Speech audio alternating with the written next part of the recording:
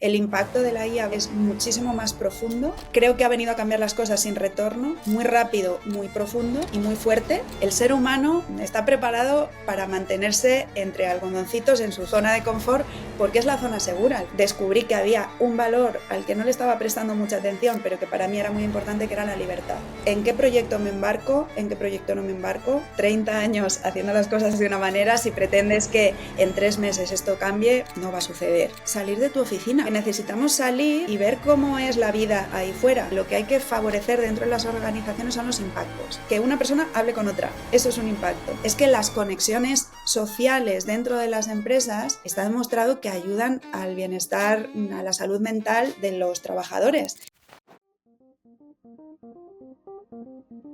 Muy buenos días, bienvenidos a un nuevo capítulo del podcast de Somos Blaine. Mi nombre es Fernando Blanco y hoy tengo con nosotros a Enar Vega, una invitada recomendada por Gemma hace ya unos cuantos capítulos, pero nos costó un poquito cruzar agendas, pero por fin estamos aquí. Hola Enar, ¿qué tal? Bienvenida. Hola Fernando, encantada de estar aquí contigo. El placer es nuestro, la verdad es que tenemos muchas ganas de conocer tu historia y bueno, vamos a ir poco a poco viendo a qué te dedicas y cómo has llegado hasta aquí. Venga, estupendo, pues dispara, así. En frío ya, nada. Bueno, a mí siempre me gusta decir que esto es como una conversación de taberna, ¿no? En la cual vamos charlando, conociéndonos. Si tú tienes alguna pregunta para mí, también sin ningún problema, ¿vale? Y nada, cuéntanos, ¿quién es Enar? ¿Cuál ha sido su trayectoria? ¿Cómo ha llegado hasta aquí? Enar, se me hace muy raro hablar en tercera persona, así que voy a hablar en primera, ¿no? Porque si no, Enar, pues... Bueno, me considero una mujer súper curiosa, es decir, soy esa típica persona que siempre tiene algo por descubrir, algo por estudiar, algo por investigar. Es, yo creo que una de las cosas que más me define. Soy muy curiosa y muy apasionada, es decir, cuando encuentro realmente ese tema que me toca, empiezo a investigar, profundizo, pongo foco y hasta que no lo controlo, no paro, ¿no? Entonces, yo diría que esas son como dos de las características principales mías. Por ir un poco más al contexto profesional y educativo, de formación soy, por un lado, ingeniera y por el otro, psicóloga, lo cual hace una mezcla un tanto curiosa y yo Sí. lo sé, siempre que lo cuento, esto suena así como un poco raro.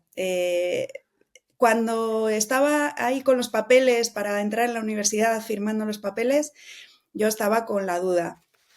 Me encanta la ingeniería, me encanta el mundo del cacharreo, el mundo de analítico, el mundo de entender, pero por otro lado también me considero una persona tremendamente emocional, me encanta el cerebro humano, me encanta el ser humano y entonces por ahí también tenía una parte. Entonces estaba como súper indecisa y ambas cosas me gustaban por igual.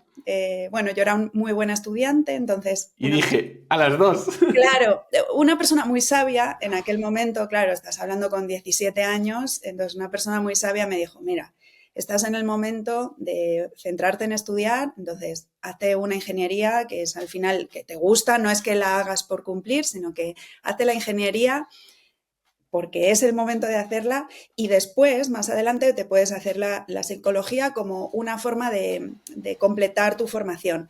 A la inversa va a ser muy complicado. O sea, Sí. una ingeniería de ocio uno no se la hace, ¿no?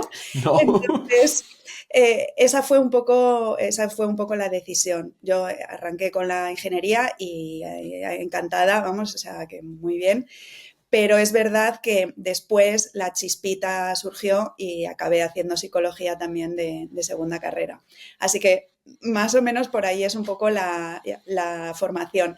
Y mi trayectoria ha sido un poco así también. Es decir, empecé trabajando curiosamente como desarrolladora, desarrollando productos en una gran consultora. Y luego ya muté un poco al mundo de la investigación y al entrar en el mundo de la investigación fue cuando ya me dio pie a volver a empezar a estudiar psicología. Entonces, bueno, he pasado por diferentes sectores y tipos de empresas. He estado en pymes, en startups, en gran empresa, en centro de investigación, un poco variado, básicamente. Pero bueno, por ahí empecé más en el mundo técnico y luego ya, bueno, pues fui virando un poco y ahora soy como una combinación de ambos mundos. Estoy en la parte tecnológica, pero también es verdad que en muchos casos lo que desarrollo son aspectos relacionados con lo que tiene que ver con la persona, ¿no? Bien desarrollando productos, en ese sentido, productos o servicios con este enfoque centrado en las personas, o bien también pues acompañando empresas precisamente en estos procesos de cambio y de transformación que ya no solo hablan de la transformación digital, por ejemplo, sino que es también una transformación cultural. Entonces, estar un poco en el medio camino entre la tecnología y las personas, ¿no? Ese es un poco mi ámbito de actuación. Bueno, interesante. Según lo ibas contando, le iba cogiendo más sentido, ¿no? Porque muchas veces los ingenieros nos pecan de, bueno, de estar en nuestra cueva o así, ¿no? Que no es verdad, ¿eh? Yo justo ayer lo hablaba con un chico, ¿no? Que me decía, claro, es que bueno, yo soy informático, ¿no? Uh-huh. Los informáticos no tenéis habilidades sociales. Y le dije, eso es una idea que hay de hace 30 años, 40 años, que hoy en día no es real. Incluso si yo le pregunto a mi sobrina tiene 19 años, ¿no? Ellos no ven al informático como una persona metida en la cueva, como veíamos a lo mejor en mi época o antes de mi época, ¿sabes? Es decir, es algo que sí que nos quedó de las películas, ¿no? Americanas, del hacker en la cueva encerrado y eso. Pero bueno, sí que es verdad que a lo mejor preferimos estar cacharreando que estar entendiendo problemas de otras personas, ¿no? De ahí que cuando mandan a manager a un buen ingeniero se convierte en un mal manager, ¿no? Normalmente.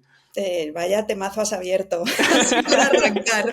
Efectivamente, yo creo que entra dentro un poco del mito, pero curiosamente, como te decía antes, que a mí me gusta curiosear e investigar mucho, es que hay papers científicos donde la hipótesis de partida es esa, que la gente del mundo tech no es sociable y que no le gusta comunicarse ni hablar con otras personas. Efectivamente, esto es algo que ya está desmontado y que ya sabemos que no es así porque, entre otras cosas, estamos viendo que por este cambio evolutivo y por estos mundos en los que nos estamos moviendo a día de hoy, precisamente la comunicación y un poco la interrelación personal está dentro de estas soft skills que se están poniendo, bueno, pues un poco en la palestra porque son cada vez más importantes. Entonces, yo creo que quizá en el pasado podría ser, entre otras cosas también porque la formación iba muy a capacidades técnicas, ¿no? Las hard, ¿no? Las habilidades duras. Es un poco feo llamarlas así, pero bueno, en ese tipo de habilidades, ¿no? Entonces, es verdad que ahora cada vez se está mutando un poco más y se está viendo la importancia de este otro tipo de habilidades que también son esenciales para desarrollar nuestro trabajo, una carrera profesional, etcétera. Entonces, es verdad que ahí hay un cambio. Luego lo que comentas me parece como súper interesante para comentar porque efectivamente, y nos lo encontramos, y hace poco que colaboré en una investigación con una multinacional tecnológica súper mega potente y nos lo decían, es que las personas que vienen con un perfil muy técnico tienen, bueno, pues ese foco en todos los aspectos más de desarrollo, etcétera, y efectivamente les cuesta un poco más ese otro tipo de habilidades. ¿Qué pasa? Que cuando hay ese proceso de cambio dentro de la organización que queremos que pasen a otro tipo de rol más de liderazgo, les tenemos que acompañar en ese cambio. ¿Por qué? Porque nadie les ha enseñado a liderar, nadie les ha enseñado a cómo gestionar conflictos, nadie les ha enseñado a cómo comunicar o cómo tratar ciertos temas más delicados. Entonces, efectivamente ahí se ve una deficiencia en ese sentido porque nadie les ha enseñado, porque salvo que la persona haya tenido ese interés personal en desarrollar ese tipo de habilidades, es que en general nos enseñan este tipo de cosas. Entonces, caemos en el error de elevar al liderazgo una persona técnica con unas habilidades buenísimas técnicas pensando en gestionar personas, pero sin acompañarle en el proceso ni darle las herramientas ni los recursos necesarios para gestionar personas. Entonces, por eso en muchas empresas se separa el rol que tiene que ver con el liderazgo técnico y por otro lado el que tiene que ver con el liderazgo de las personas, que pueden caer en la misma persona o pueden ser personas distintas, porque nadie, o sea, no es necesario que convivan. ¿Cuál ha sido el problema tradicionalmente? Que parecía que los roles de gestión, enfocados más de gestión de personas, eran los que tenían una carrera profesional más exitosa, los que cobraban más. Entonces era como que era un anhelo pensar en seguir creciendo en tu carrera profesional, porque si te quedabas como técnico, no cobrabas tanto. Entonces, ¿qué pasa? Que ahora ya sí, hay 2 carreras que van en paralelo, que es desde el liderazgo técnico, porque hay personas que no quieren gestionar equipos, lo que quieren es ser la persona de referencia técnicamente. Entonces, esta separación de carreras profesionales está ayudando a que realmente se separen ese tipo de habilidades que no tienen que convivir y que si conviven, genial, estupendo y maravilloso, pero que no tendrían por qué convivir. Buen melón. Melonazo total. Es un temazo este de cómo estructurar tu carrera profesional dentro de las organizaciones, por eso, porque hay como unos modelos muy estancos y muy clásicos y que no nos abren a otras posibilidades y que al final aquí cada uno tenemos nuestros talentos, entonces de lo que se trata es de poner en valor esos talentos, ¿no? Sí, tal cual. Vale, entonces tú me comentabas durante tu presentación que te dedicas, bueno, que ayudas a crear productos centrados en personas y a transformar esas organizaciones, ¿no? Es decir, entiendo que estos problemas de necesito gente que lidere y tal cual, ¿cómo lo haces? Es decir, imagínate que yo soy una gran corporate que necesito una de las 2 cosas o las 2. ¿Cómo llego a ti? ¿Cómo nos ayudarías? Es curioso lo que comentas porque todavía hay como, bueno, los cambios transformacionales dentro de las organizaciones, los enfoques hacia el bienestar y todos estos aspectos todavía están costando un poquito. Entonces es muy habitual que la empresa llegue desde el punto de vista, necesitamos un producto o un servicio y necesitamos ese perfil consultor que nos acompañe en ese proceso de investigación y diseño de cómo debe ser ese producto o cómo debemos rediseñar ese producto o ese servicio. Y cuando ya estás dentro, empiezas a descubrir que el problema a lo mejor no es tanto el producto o que no, que efectivamente hay que cambiar el producto, pero que hay que cambiar muchas más cosas internamente. Entonces, ese es el perfil como el camino de entrada más habitual y es por el que normalmente yo suelo entrar, porque todavía nos cuesta ese concepto de buscar ayuda afuera para cambiar la cultura, todavía nos está costando un poquito. Entonces, es verdad que en cuanto tú empiezas a trabajar y empiezas a trabajar en los productos o en los servicios, empiezas a descubrir, vale, pues habría que tocar por aquí, habría que tocar por aquí, pues hay que, por ejemplo, cambiar una mentalidad de producto a una mentalidad de producto, entonces acompañar en ese proceso también de una construcción de equipo adecuada para lo que queremos, para nuestro propósito como empresa, ¿no? Entonces, todavía cuesta por ahí. Pero básicamente el proceso sería casi el proceso de creación de cualquier producto o servicio. Es decir, lo primero que hay que hacer es un diagnóstico, un buen diagnóstico, para saber cuáles son los puntos en los que hay que atacar, ¿no? En los que hay que realizar ciertas actuaciones y a partir de ahí, bueno, pues establecer una serie de objetivos y a partir de ahí empezar a trabajar con un plan de acción, con un proceso de cambio, un proceso de comunicación y demás. Entonces, este sería más o menos el método que seguiríamos para desarrollar un producto, sea el que sea, ¿no? Vale. Justo ayer estaba escuchando un podcast de una persona de banca, ¿no? Que decía, a mí me han contratado varias veces para venir a la gran transformación del banco. Como te necesito porque queremos tal cual, sacar dinero, invertir mucho dinero en eso, llegar allí y claro, estos grandes transatlánticos no funcionan, es decir, van por inercia, es decir, cambiar la ruta no es sencillo, ¿no? Y llegar allí y decir, joder, realmente no me quieren para cambiar nada, quieren para decir que lo van a cambiar, pero no son capaces de cambiarlo. ¿Te has encontrado alguna vez con esto? Totalmente. Estaba sintiendo según ibas hablando porque es muy habitual. Por eso digo que existe ese camino, pero que todavía nos está costando, porque, bueno, el ser humano está preparado para mantenerse entre algodoncitos en su zona de confort, porque es la zona segura. Al final nuestro cerebro está preparado para conseguir nuestra supervivencia, y qué mejor forma de conseguir nuestra supervivencia que mantenernos en nuestra zona conocida, ¿no? Entonces el cambio cuesta, ya de partida nos cuesta. ¿Qué pasa? Que si eso lo metes encima dentro de una organización que digamos que son grandes monstruos, grandes empresas, con unos procesos muy estancos, con unas burocracias muy lentas, con personas muy asentadas en sus sillas, por decirlo de alguna forma, ¿no? Es verdad que el cambio cuesta, y en muchos casos, efectivamente lo que sucede es que contratan a alguien para decir que están cambiando las cosas, pero eso lo único que genera, si realmente no hay un cambio real, lo que genera es frustración, porque las personas, y yo me he encontrado, que he entrado en alguna empresa y lo que me encuentro es otro consultor más que viene aquí a decirnos cómo tenemos que hacer las cosas, pero que nada va a suceder. Y no hay peor cosa que eso, que tú plantees algo, que vaya a venir algo, que comuniques un plan de transformación, pero que luego no haya ningún cambio real dentro de la organización, porque eso genera una frustración tremenda en las empresas.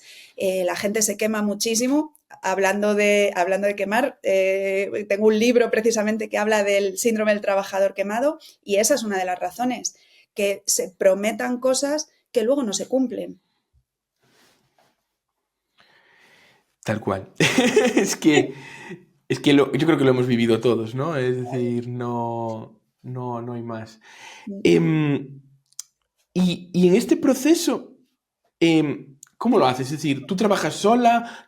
¿Ayudas a una compañía de cada vez o ayudas a varias? ¿O cómo lo Pues haces? depende un poco de los proyectos, porque muchas veces, o sea, normalmente ese gran plan de transformación no suele ser los proyectos en los que yo me involucro.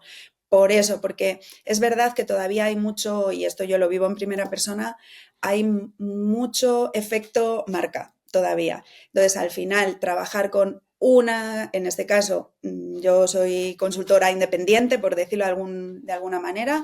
Entonces, es verdad que las grandes corporaciones trabajan más con este tipo de perfil como el mío en proyectos mucho más acotados, mucho más concretos. Entonces, al final trabajas con, bueno, pues vamos a lanzar una nueva iniciativa que va a enfocarse a un aspecto en concreto, o, por ejemplo, oye, pues tenemos un caso concreto de unas relaciones que queremos cambiar, o que cosas de cómo, de los procesos internos, de esto no nos está funcionando, vamos a ver cómo podemos hacer, pero en contextos un poquito más acotados, ¿no?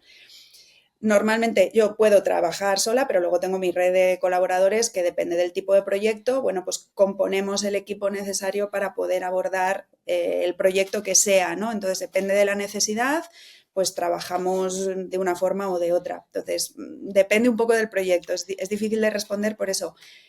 Lo que sí que intento es siempre amoldarme a las necesidades del cliente, en este caso, ¿no? De la empresa. Porque, claro, hay cosas muy distintas. Desde tenemos una persona con un problema dentro de la compañía, vamos a ver cómo podemos ayudar a esa persona, pues para que no se queme, por ejemplo, o para que salga de esa situación. O luego tenemos pues proyectos un poco más grandes de transformación, donde lo que se requiere es, bueno, pues vamos a transformar nuestros procesos porque estamos viendo que no nos están funcionando. Entonces ahí ya requiere un equipo más grande, ¿no? Entonces depende un poco del proyecto. Vale. Yo en todo esto que comentas veo complicado gestionar las expectativas del cliente, ¿no? Es decir, porque a mí históricamente me ha pasado, ¿no? Necesitamos que entres a liderar cierta parte o a dar impulso en esta parte, y obviamente el liderazgo o el impulso lleva un tiempo, porque al final tú vienes con una inercia la cual hay que cambiar de alguna forma, ¿no? Y a mí me ha pasado con algún cliente alguna vez de llamarme a los 15 días, 3 semanas y decirme, es que esto no está funcionando. Y es en plan, no está funcionando, vamos a darle tiempo, ¿sabes? Es decir, no podemos pretender el resultado ya, ¿sabes? Entonces, ¿cómo se gestiona, cómo gestionas esas expectativas del cliente? Fíjate que me vienen a la cabeza varias ideas en ese sentido. Lo primero es que cuando nosotros ejecutamos una actuación de cambio, un proceso de cambio, por supuesto que hay que darle un tiempo porque las cosas no cambian. O sea, llevas 30 años haciendo las cosas de una manera, si pretendes que en 3 meses esto cambie, no va a suceder. Entonces, efectivamente hay que darle un tiempo, ¿no? De reposo, de transición, de acompañamiento en la gestión del cambio. Es decir, y una de las cosas que sí que me gusta integrar es, vale, vamos a hacer este plan de transformación, pero luego va a haber un acompañamiento que se va a ir diluyendo en el tiempo. Es decir, al principio el acompañamiento será más intenso y luego a medida que vaya prolongándose en el tiempo va a ir reduciendo. Y eso es un poco como a mí me gusta trabajar en ese sentido, no de entro, digo lo que hay que hacer y desaparezco. No, porque ahí hay mucho riesgo, porque en cuanto las cosas empiezan a mover, eso va a tener otras consecuencias. Entonces hay que, en muchos casos, a lo mejor hacer ciertos ajustes, hacer ciertas adaptaciones e ir viendo un poco cómo va cambiando, ¿no? A lo largo del tiempo. Y luego hay una cosa que para mí es fundamental y es el apoyo interno. Es decir, el apoyo desde, no me gusta mucho usar esta expresión, pero desde la cúpula directiva, desde el equipo directivo, desde la parte alta. O ese apoyo existe o entonces aquello no va a cambiarse. Y esto es algo donde hay que hacer mucho hincapié. Es decir, todos les pedimos a los trabajadores que se involucren en un proceso de cambio cuando los de arriba están pensando, sí, pero yo me quedo en mi misma silla haciendo lo mismo como siempre. Entonces eso no va a llegar a buen puerto. Entonces, siempre con esta mirada de aquí estamos todos y todo significa desde el primero al último. Entonces, ahí hay que asumir que también a veces lo que hay que hacer es un acompañamiento a estos perfiles directivos para que asuman que hay cambios que también les va a afectar a ellos y que sean ellos los primeros, que sean los promotores de ese cambio, porque realmente los trabajadores al final miran a sus responsables, a sus líderes, a sus directivos como el espejo. Entonces, si ellos no están dando ejemplo desde el principio, es que ese cambio no va a suceder. Entonces, por eso digo que las expectativas en muchos casos hay que trabajarlas desde las personas que van a ser como aquellos promotores o aquellos que van a liderar ese cambio, como las primeras personas que tienen que ir dando ejemplo de que ese cambio es una realidad. Buah, esto me hace recordar una cosa, ¿no? Que hace ya unos cuantos años, ahora 7, 8 años, yo trabajaba en una empresa en la cual teníamos a un jefe como el que dices tú, ¿no? Es decir, el jefe que es capaz de promover cualquier iniciativa. El tío era vitalidad pura, o es vitalidad pura, que sigue siéndolo, y él un día me llamó y me dijo, me puso un vídeo de YouTube, ¿no?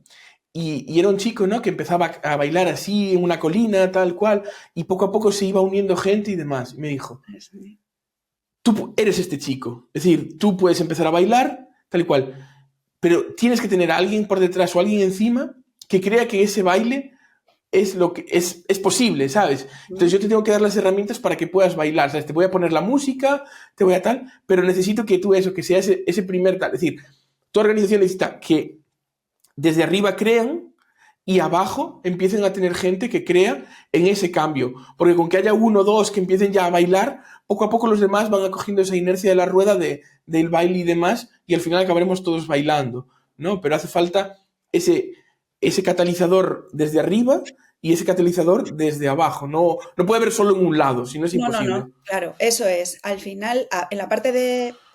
esto de hablar de abajo y arriba es... Sí, bueno, es raro, pero bueno, para raro, sí. ¿no?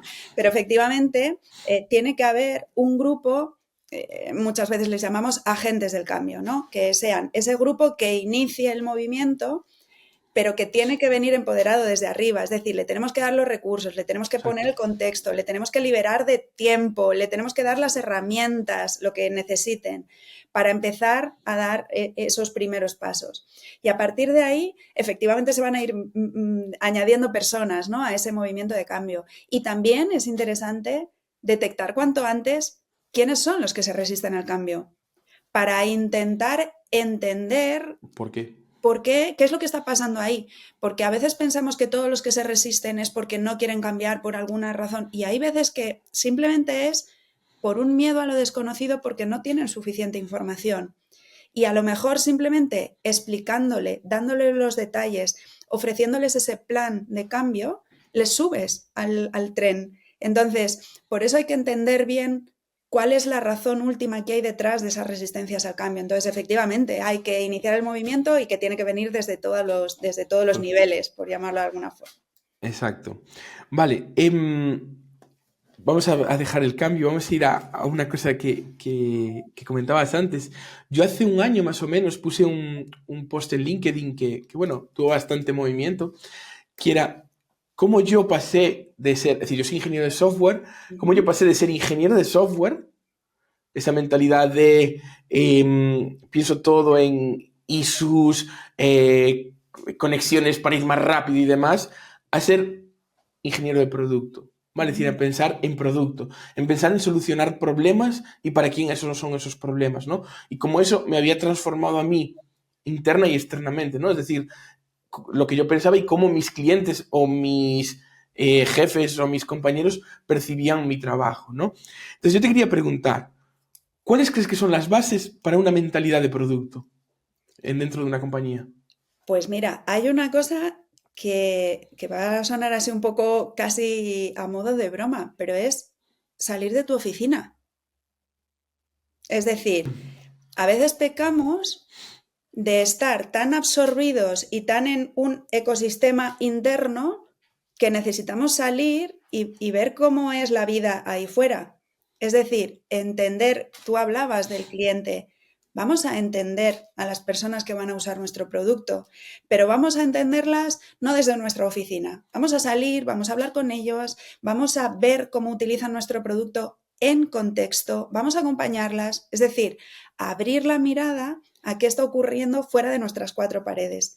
Y esto es una cosa que yo me encuentro muchísimo dentro de las organizaciones, que es que no, conocemos perfectamente a nuestros usuarios, sabemos cuál es lo que necesitamos para nuestro producto y tú llegas como, no digo que llegues como experto, pero que llegas con una mirada fresca, con una mirada diferente, quizás sin tanto condicionamiento de haber estado tan involucrado en ese producto y rascas un poco y descubres que la realidad es otra. Entonces, creo que uno de los primeros pasos sería, vale, vamos a salir ahí fuera, vamos a ver la realidad de nuestro producto, porque muchas veces nos enredamos en dar por supuesto cosas de producto que no se están cumpliendo y que no es la realidad. Entonces, para mí esa sería como la primera máxima, ¿no? Y luego la segunda, otra cosa que es otro gran dolor cuando hablamos de mentalidad de producto, es la eliminación de los silos. Es decir, el no trabajar el departamento de desarrollo, el departamento de diseño, el departamento de marketing, el departamento de negocio. Por favor, o sea, nuestro objetivo debe ser único, tenemos que compartir un propósito, tiene que fluir la información entre los diferentes departamentos y empecemos a pensar con una mentalidad única de producto. Es qué es lo mejor para nuestro producto, qué es lo mejor para nuestros usuarios, qué es lo mejor para nuestro mercado, para nuestro contexto. Entonces, la eliminación de los silos yo diría que sería el segundo punto que trataría. Es que te lo voy a unir con la historia de antes. En la historia de antes te hablaba de ese jefe, ¿no? Tal, y yo llegué, es decir, en esa empresa teníamos una mesa para la gente de data, una mesa para la gente de backend, una mesa para la gente de front. Todo, cada uno en su isla y solo hablaban entre ellos. Y yo dije, ¿y por qué no nos mezclamos todos? Claro. ¿Estás loco? ¿Y si tienes una duda? Pues te levantas y vas a la mesa de al lado. O se la preguntas a alguien de data, porque explicándola con otro contexto. Sí, total.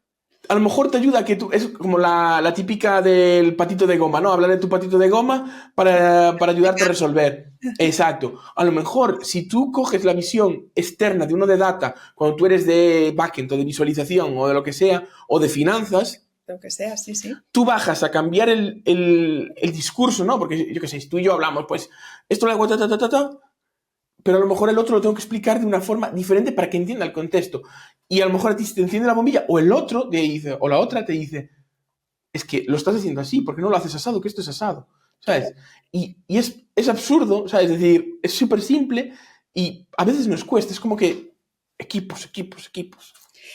Y además equipos muy de roles muy separados. Y yo me encuentro muchas veces de, oye, pues el de desarrollo, estás desarrollando esto, ¿pero por qué? Ah, pues no sé, porque me lo ha dicho el que ha venido antes en la cadena, me ha dicho que tengo que hacer esto. O el de data, de, vale, pero estos datos que estás sacando, ¿para qué? Ah, pues no lo sé, porque me han dicho que... Entonces, el componer esa mentalidad de que cada uno aporte desde su expertise, desde su disciplina, para aportar a ese producto y conseguir el mejor valor, que es el objetivo al final, eso es clave. De hecho, fíjate, profundizando en estas investigaciones, hay mis frikis que me gustan, hay un trabajo muy chulo de uno de los fundadores del manifiesto Agile que dice que hay un punto súper interesante en que lo que hay que favorecer dentro de las organizaciones son los impactos. ¿Y a qué se refiere con impactos? Los impactos son el que una persona hable con otra. Eso es un impacto. Entonces, a partir de ahí se podrían incluso construir las empresas pensando en cómo maximizar el número de impactos. Entonces, claro, luego eso se traslada. ¿Y cómo ocurre en teletrabajo? Porque, claro, o en formatos híbridos, porque ya no hay el espacio común, No hay ¿vale? café. Pues busquemos la fórmula de trasladar los impactos al contexto digital también. Pero hay que favorecer esos impactos. Entonces, ya no solo, efectivamente, como tú dices, ¿no? Ya no solo de la reunión, sino de un café, un rato de comida, un rato de charla, cómo te encuentras esta mañana, favorecer los impactos, porque de los impactos surge la conexión, surge la empatía, surgen las conexiones y surge el aportar cada uno desde nuestro punto de vista, porque cuanto mejor nos conocemos, más fácil va a ser el trabajo y más éxito vamos a conseguir en nuestros desarrollos. Totalmente. Es decir, lo suscribo al 100%. Es que yo llevo teletrabajando desde 2018, ¿vale? Es decir, prepandémico eso. Sí, sí, yo también. y, O sea que... y por aquel entonces,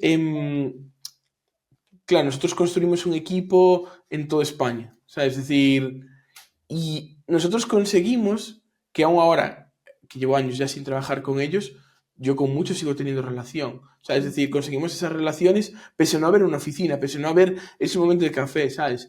Y era eso, buscando esos momentos de... No todos son reuniones del refinamiento, la daily, no sé qué, no. Que a lo mejor hay que... La daily puede existir, pero en la daily se pueden hablar de chorradas también, no simplemente se tiene que hablar de... Totalmente, es que la daily tiene su misión y la reunión de refinamiento tiene su misión, pero es que a lo mejor también necesitamos, o sea, ese concepto de nos encontramos en el pasillo en la oficina, necesitamos tenerlo también en el mundo Sí. digital. Entonces, pues eso, una reunión de café o, oye, pues esta mañana, lo que me ha costado levantarme, oye, nos echamos un café virtual y charlamos de ayer que me pasó cuando salí del trabajar y no sé qué. O sea, cosas que aunque no estén directamente, aparentemente relacionadas con el trabajo, es que las conexiones sociales dentro de las empresas está demostrado que ayudan al bienestar, a la salud mental de los trabajadores. Entonces, tenemos que fomentar también ese tipo de conexiones, porque es que el apoyo que tú sientas dentro de la organización es uno de los factores de bienestar. Por lo tanto, es que es esencial construir equipo. Y tú, Enar, ¿cómo haces para conseguir clientes? Es decir, ese go-to-market, ¿cómo lo haces? Otro gran temazo, ¿eh? Esto es un tema y de hecho yo tengo la suerte de compartir un poco carrera en el sentido de que, bueno, somos freelance por nuestro lado con algunas compañeras y esto es un tema que tratamos muy a menudo porque yo tengo la suerte de haber trabajado con muchos clientes que me han recomendado a otros clientes y un poco por el boca a boca y el conocimiento más personal, pues me han llegado como clientes a nivel profesional, ¿no? Entonces, tengo esa suerte en cierta medida, pero efectivamente es un tema interesante porque cuando tú te tienes que vender a una empresa, separar o ser capaz de detectar cuáles son ese valor diferencial que te va a ofrecer esa persona solo con un PowerPoint de presentación o una pequeña propuesta es muy difícil que tú seas capaz de transmitir tu calidad, tu entrega, tu pasión, ese tipo de cosas. Entonces, hay gente que tiene el don de esa venta como mucho más, de forma más sencilla o más fácil, y luego cuando realmente has trabajado con ellos te das cuenta de que dices, wow, es que esto es un mensaje completamente vacío. Sabe qué teclas tocar, pero que luego realmente hay un mensaje vacío detrás, ¿no? O que no hay coherencia, o que no es verdad, o que, bueno, todas estas cosas. Entonces, ¿qué pasa? Que todos nos hemos subido tanto a la marca personal, a este tipo de cosas, que al final luego hay una sutil diferencia ahí de cómo separar y cómo decidirte por un profesional o por otro. Yo tengo una compañera que siempre dice, cuando tú vas a contratar un fontanero, ¿cómo lo haces? O sea, ¿de qué te fías? Tienes el criterio del precio, tienes el criterio de la disponibilidad, pero a partir de ahí es que hasta que no le ves trabajando, no sabes realmente si es bueno o no, ¿no? Entonces, esto trasladado a nuestro sector pasa un poco lo mismo. Te vendes con una serie de cosas, pero es que la calidad del profesional la ves cuando ya estás trabajando con él. Y esos matices que hacen que realmente digas, madre mía, o sea, con esta persona voy al fin del mundo, ¿no? Entonces, ahí sí que es verdad que cuesta. Entonces, por eso digo que yo tengo suerte porque efectivamente en muchos casos me llegan por recomendación, básicamente. Gente que ya ha trabajado conmigo, que me Orgánico. recomienda a otras personas, lo cual es maravilloso. O sea, no hay mejor carta de presentación que ir recomendado, ¿no? No, no, y aparte la satisfacción, ¿no? De un cliente que vuelve o un Total, cliente que recomienda a otro cliente, ¿no? Es como, guau, totalmente. lo hice bien porque está claro que están surgiendo nuevas oportunidades. Como nos solemos decir, ¿no? Engagement, promotores y demás, esto del mundo del marketing, bueno, pues igual, efectivamente, o sea, que en ese sentido contenta. Tal cual. Vale, ¿y cómo ha impactado la llegada de la IA a todo esto?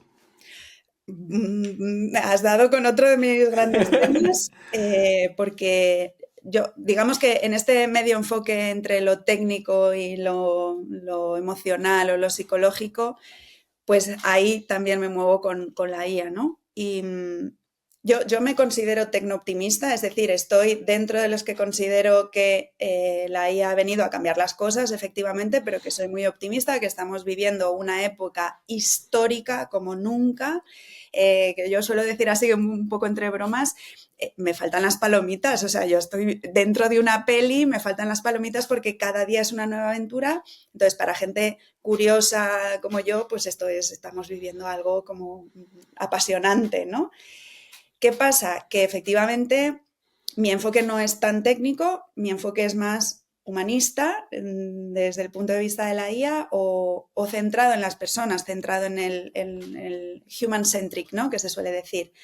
¿Y esto por qué? Porque creo que estamos cayendo un poco en el impacto, en el primer impacto, ¿no? De fíjate lo que hace la IA, porque fíjate qué imagen genera, fíjate qué texto genera, fíjate qué vídeo genera, fíjate muy a la herramientitis, ¿no? En ese Ujú. concepto. Y yo creo que el impacto de la IA es muchísimo más profundo. Creo que ha venido a cambiar las cosas sin retorno y que el impacto va a ser muy rápido y muy fuerte, muy profundo. Entonces, para mí la conversación se está quedando muy en el nivel superficial y deberíamos empezar a trabajar o empezar a conversar en torno a cuántos impactos vienen detrás de todo este nuevo cambio, toda esta nueva ola, porque tiene impactos a todos los niveles, económico, social, de cómo van a cambiar las organizaciones, de cómo va a cambiar el futuro del trabajo. Y además, yo como estoy muy metida en el mundo de la salud mental y del bienestar dentro de las organizaciones, pues para mí va a tener mucho impacto a nivel de salud mental. Estoy desarrollando precisamente mi doctorado en esa línea de entender cómo la IA va a afectar a la salud mental dentro de las organizaciones o al menos intentar entender qué factores pueden estar involucrados en esto, ¿no?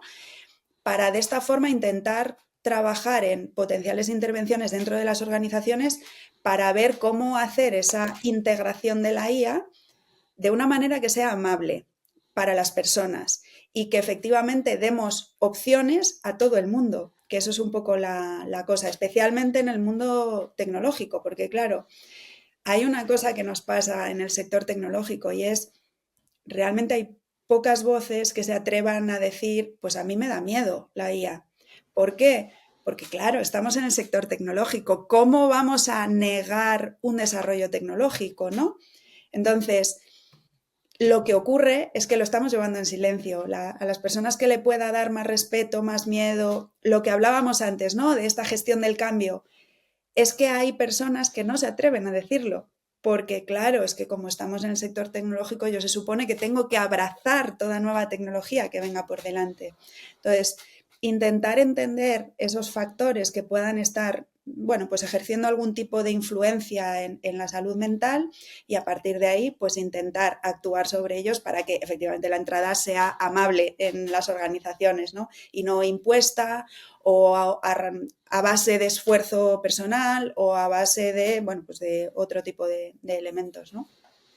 Vamos a hacer un llamamiento a la gente que nos escuche en YouTube, en Instagram, TikTok o donde sea, a que si tienen miedo que lo pongan en comentarios. ¿Ah? Pues Porque mira, no es un lugar seguro, no os va a ver nadie, que nadie lee los comentarios, pero es normal tener miedo. Así que si tenéis miedo, ponerlo en los comentarios, que realmente no pasa nada. Hay que transmitir los miedos. miedo, y sería interesante hacer la reflexión, ¿por qué me da miedo? Es ¿A qué decir, tienes miedo? ¿tengo miedo a perder mi posición o a perder mi estatus o a perder mi trabajo? ¿O es simplemente que tengo miedo porque hay tanto por aprender dentro de la IA que no sé por qué decidirme y entonces me genera esa sensación como de ansiedad, de no sé hacia qué hacia dónde tengo que enfocarme? Porque claro, es que ahora mismo estamos bombardeados de cursos, formaciones, charlas, webinars, de todo. Entonces, efectivamente, por eso el entender muy bien cuáles son los miedos es parte de todo este proceso de investigación que estoy llevando a cabo, ¿no? Muy bien. Si te parece, Nar, vamos a ir a la parte de ronda de preguntas rápidas porque creo que van a salir melones y no van a ser rápidas. Venga, a por ello. Hay una pregunta que hago siempre, que a ti te la voy a reformular de otra forma, que es, ¿trabajas, doctorado, vida? ¿Cuánto duermes? Pues fíjate, como yo soy muy defensora del bienestar y de la salud mental, es parte de mi labor de divulgación, casi como responsabilidad social corporativa, como buena autónoma, me encargo, pues eso, un poco de divulgar. Y para mí es importante hacerlo desde el ejemplo también. Entonces, yo intento dormir 7, 8 horas. ¿Qué pasa? Que bueno, tengo un problema de salud y tengo ataques de insomnio. Entonces hay días en función de ciertos parámetros, bueno, pues que tengo algún problema de insomnio, pero lo que hago es luego permitirme durante el día pues volver a dormir porque creo firmemente que el descanso es fundamental para poder mantener una buena salud mental y poder ser productivos y poder hacer todas esas cosas que yo quiero hacer porque me puede la curiosidad. Así que, por favor, hay que dormir, hay que dormir. Es cuando el cerebro se recupera y cuando limpia y hay procesos importantísimos que ocurren durante el descanso, así que hay que descansar. Gran mensaje que dejamos. Mm. ¿Cuál es el coste mensual de mantener un proyecto como el tuyo? Pues muy bajito, porque realmente yo no tengo demasiada infraestructura, más allá de, pues eso, el coste de la página web, del servidor y poco más, muy bajito, muy bajito. La verdad es que tengo unos costes fijos increíbles. También soy nómada, no tengo gasto, por ejemplo, pues de un coworking o de una oficina o de un sitio así. Entonces, súper bajito. Vamos, no te sabría decir, pero mensual, te diría anual. Casi que mi gasto más grande es desplazamiento, porque no vivo en Madrid y la mayor parte de mis trabajos son en Madrid, entonces casi te diría que mi mayor gasto es pagar el AVE. O sea que No, soy accionista de Renfe. sí, me podrían poner una placa de honor en Renfe porque la verdad es que me muevo bastante, viajo bastante, mucho en AVE y algún avión por ahí también.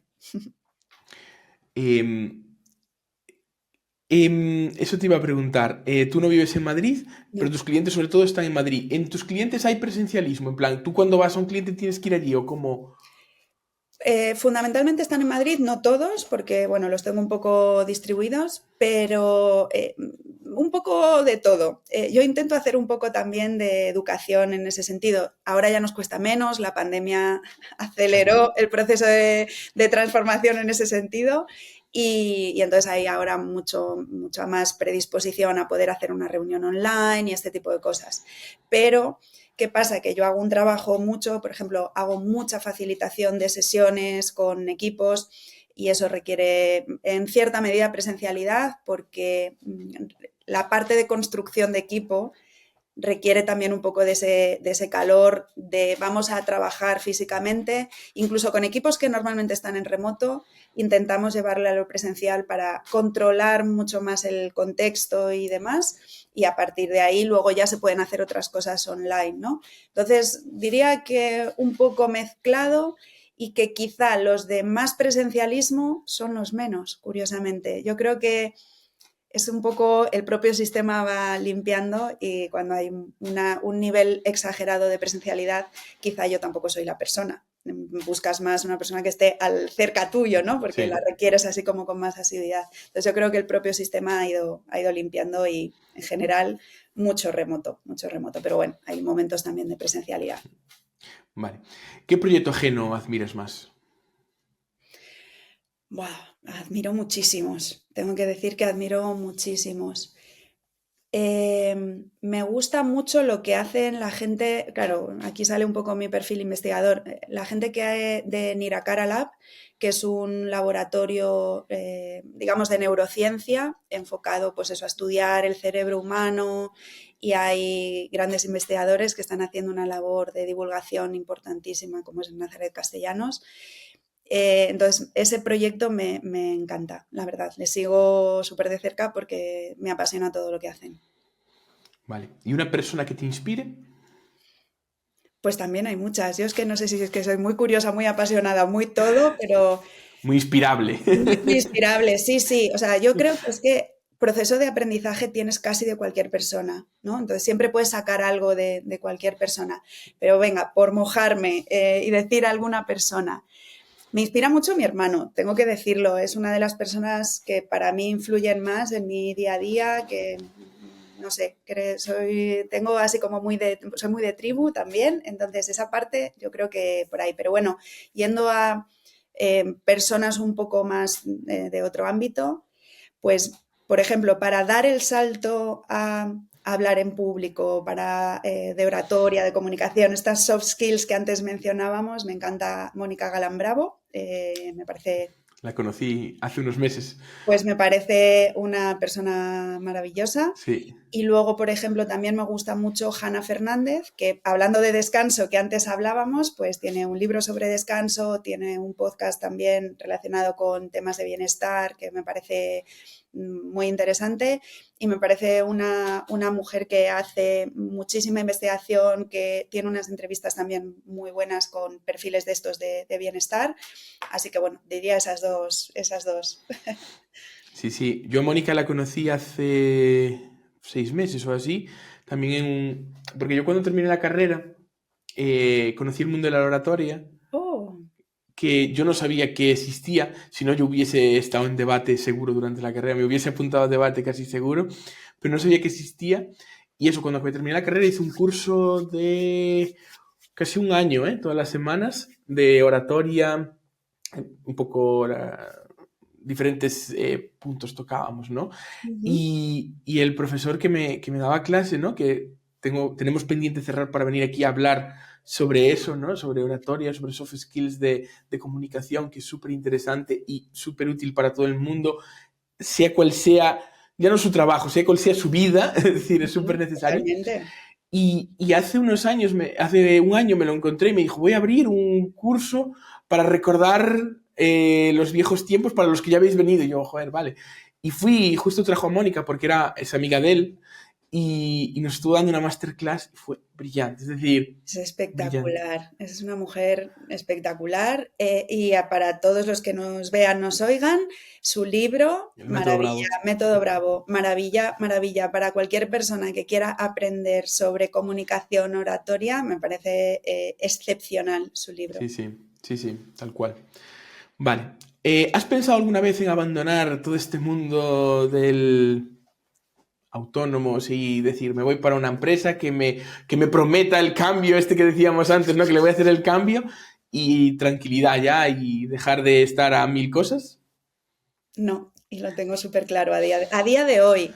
No sé qué pasará mañana porque yo abierta a lo que me entregue la vida, ¿vale? Pero a día de hoy incluso he tenido ofertas para poder volver al mundo corporativo y no las he aceptado. Hay una de las cosas que cuando no hemos profundizado mucho en ello, pero yo el paso a ser autónoma fue a raíz de pasar por un burnout, de haber pasado por bueno, pues un proceso un poco complicado y ahí hice un proceso muy profundo de autoconocimiento, de entender hacia dónde quería ir, cuáles eran un poco mis bases fundamentales, mis valores. Y en ese proceso descubrí que había un valor al que no le estaba prestando mucha atención, pero que para mí era muy importante, que era la libertad. Y no hablo de libertad tanto de, es que voy a irme a trabajar a Bali con un mojito en la mano. No hablo de ese tipo de libertad. Hablo sobre todo de libertad de decisión.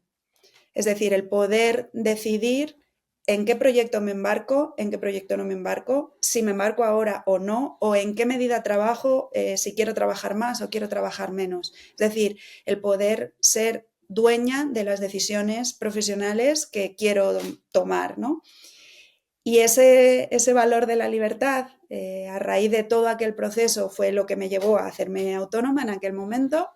Bueno, ya lo era, pero a dedicarme 100% a ello. Y a día de hoy, ya han pasado, pues desde el 2018, ya han pasado unos cuantos años, sigo pensando que ese valor sigue teniendo referencia en mi vida. Entonces, a día de hoy, no volvería al mundo corporativo. Salvo Vale, que fuera un proyecto súper alucinante, pero es que a día de hoy me cuesta imaginarlo. sí, no, tal cual. No ahondamos antes en todo esto porque al final tengo mil preguntas más para ti, pero si no estamos aquí 3 horas de podcast, ¿sabes? Es decir, pero realmente tengo muchísimas más que hacerte. Pero ya que has tú sacado el tema, me gustaría hacer un pequeño doble clic. Uh-huh. Hay mucha gente, ¿no? Que a lo mejor está en ese proceso de burnout y no lo sabe, ¿no? Es decir, tengo un capítulo del podcast de hace meses en el cual hablamos de eso y señales para identificarlo, ¿no? Uh-huh. Eh, y claro, normalmente cuando este tipo, cuando te encuentras así, ¿no? Es decir, lo que te manda la sociedad es en plan, estás loco, te vas a hacer autónomo, porque como que el autónomo está muy mal visto, ¿no? Es decir, es de locos, es pegarte un tiro en el pie, cuando realmente lo que dices tú es esa libertad de elegir con tal, pero si tienes suerte de elegir, porque a lo mejor tienes que acabar en cualquier cosa, ¿no? Es decir, hay todo ese negativismo que decir, voy a dar el paso, ¿no? Es complicado. Incluso yo monté el podcast un poco para esa gente, ¿no? Es decir, yo no traigo a gente que haya levantado millones de euros, Uh-huh. ¿sabes? O que haya vendido por millones de euros. Es decir, lo que quiero es gente que cuente su historia de estaba trabajando, me hizo clic la cabeza algo o lo pasé mal y decidí cambiar. Entonces, a esa gente toda que a lo mejor está escuchándonos ahora y tiene esos pensamientos, ¿tú qué le dirías? Que se escuchen a sí mismos. Es decir, yo cuando pasé por aquello, mi objetivo era entenderme y entender qué es lo que funciona para mí, no para el de al lado, para otro compañero, para mi pareja o para mi madre, es que funciona para mí y eso es importantísimo. Entonces ahí, por eso digo, yo siempre digo que con los procesos estos de burnout uno sale transformado, porque si haces un buen proceso y haces un buen proceso profundo de entender bien qué es lo que hay detrás de todo esto y un poco qué es lo que quieres conseguir, a partir de ahí, o sea, la transformación es brutal. Entonces, yo, por ejemplo, en el libro lo que digo es que no hay una receta universal para todo el mundo. Entonces, lo que es interesante es que tú analices cuál es para ti. Y hay mucha gente que te dice, ay, pues qué loco por hacerte autónomo. Yo a lo mejor pienso, pues yo si me hago funcionario, que puede ser el sueño contrario, es que yo me muero. O sea, yo me apago al tercer día. O sea, el tercer día sería pues alguien gris. Tú acabas Porque no es para dimitiendo. mí, porque no es para mí, sin más. Y que yo acepto que sea para otra persona. Es decir, que no intento convencerla de que no, hazte consultor independiente o hazte freelance o hazte autónomo. No, yo entiendo que cada uno tiene su camino. Por lo tanto, hay que entender cuál es tu camino. Entonces, a partir de ahí, decidir. Y puede ser que seas autónomo, puede ser que trabajes por cuenta ajena, puede ser que te hagas funcionario o puede ser que te dé, como conozco gente que después de un proceso de este tipo ha decidido abandonar su carrera y montar un criadero de perros, por ejemplo. Entonces, cada uno con su proceso. Entonces, si no puedes solo, acompáñate de un profesional que te ayude en ese proceso. Pero que el camino del autónomo tiene muchas cosas buenas, también tiene cosas malas, pero es que el trabajador por cuenta ajena igual, tiene cosas buenas y cosas malas. Entonces, Total. eso es cada uno que analice bien hacia dónde ir.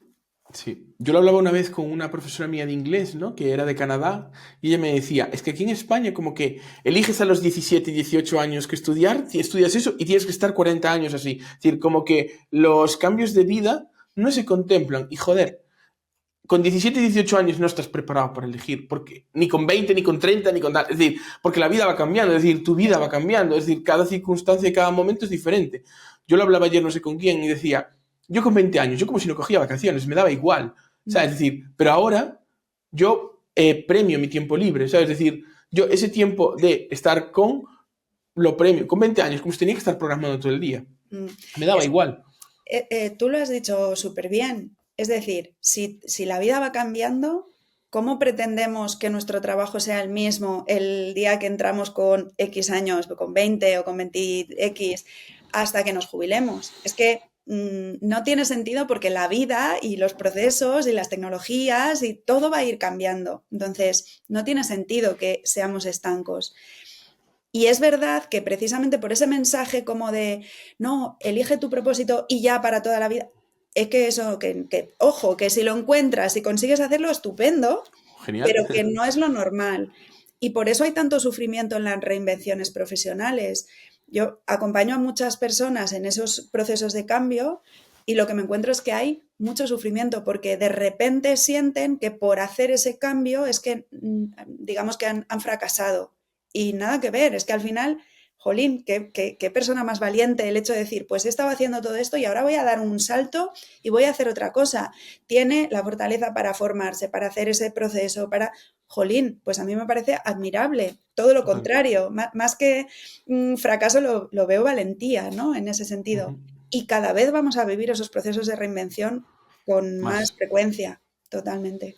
Sí, porque cada vez el mundo es más cambiante, está Claro. más acelerado Más rápido y, todo, efectivamente. y, Entonces, más nos y vamos a tener que reinventar. sí, porque profesiones se van a quedar obsoletas mucho más rápido, ¿no? Es decir, a lo Eso es. mejor antes, pues, un cantero durante 1000 años en la cantería fue un negocio rentable y ahora como que con la tecnología o tal y cual, pues deja de serlo Eso es. y Sí, mil sí, cosas sí. más. Vale, ¿consideras que el éxito depende más del esfuerzo o de la suerte?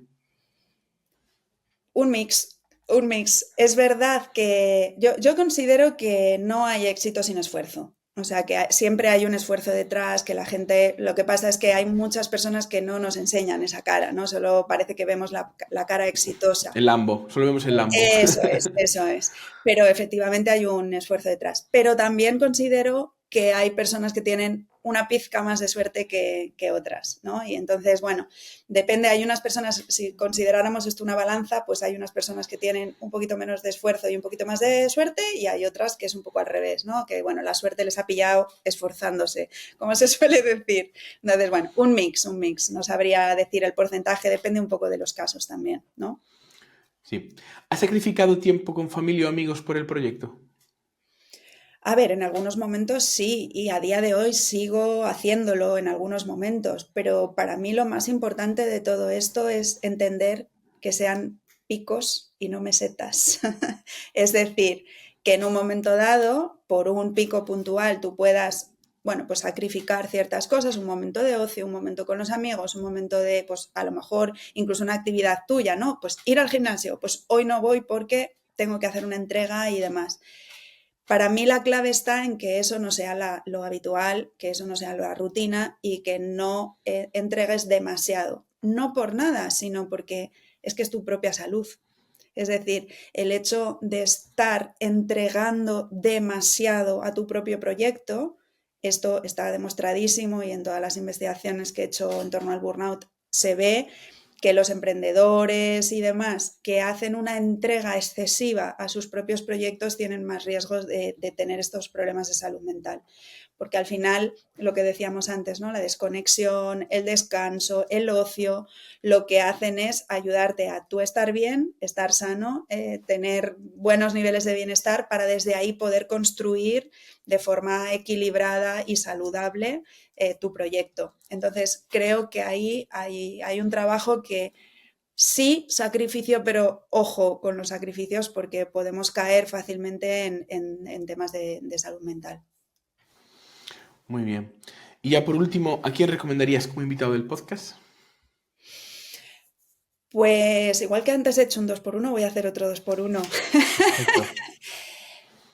La primera diría que me encantaría escuchar un poco también, porque tiene una historia interesante, a Laura Morales, compañera, amiga y diseñadora estratégica también, con la que tengo el placer de compartir muchos de los proyectos y además súper especialista en temas de realidad extendida, que ahora está tan ahí de moda, así que me pareció una persona como súper interesante para charlar.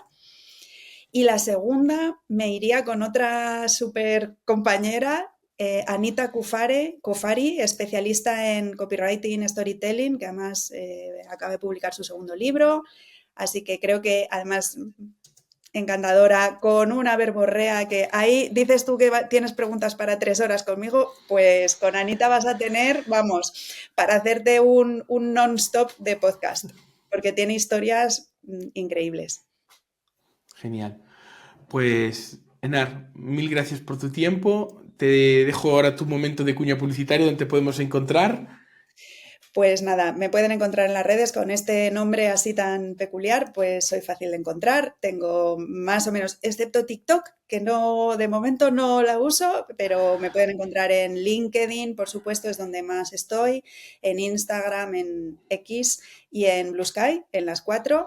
También, obviamente, en mi página web, enarvega.com. Y luego el último ya momento publicitario, pues si están pasando por un problema de burnout, de síndrome del trabajador quemado, pues nada, que se compren el libro, Trabajar en llamas, que seguro que les va a ayudar en ese proceso de entender qué es lo que está pasando y es una pequeña guía para poder salir de ello cuanto antes. Así que esos tres caminos. Genial. Pues muchísimas gracias, Enar, por tu tiempo y a todos los que nos han escuchado hasta el final, muchísimas gracias por haber llegado hasta aquí. Nos vemos la próxima semana. Un saludo y hasta luego. Hasta luego.